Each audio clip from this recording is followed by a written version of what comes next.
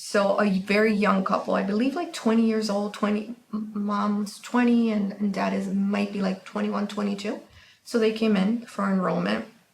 And when I schedule my appointments over the phone, I always encourage, bring the father figure if you like. There's going to be some questions that are a little bit tough to answer, but if you're okay, or, we can ask them to step out, but just bring them. There's resources for them as well.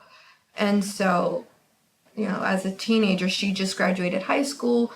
And so she sat there as I'm completing my intake. She's asking me, where did I go to school? What did I go to school for? And I never felt like she was being intrusive. She really wanted to know because I took it as she wants to know how to get into college and all that.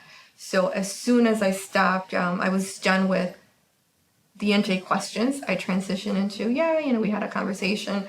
Why do you ask? And so that led into she's been thinking about enrolling for college and, but now with the baby and work and this, that, and the other.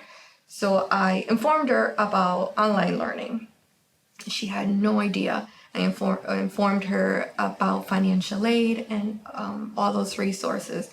So right there and then, she said, well, then show me, a school. And I showed her the one that I went to without telling her. And so she signed up to get information.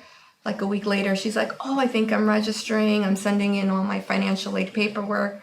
So that's great. But also in the meantime, I got dad connected with our Nurturing Families Network, the male involvement group. And so because of that, he now has health insurance because they made sure to connect him to health insurance. He's been in trouble before with the law, so it's hard. He's young and it's hard to get employment. So he's been connected to work.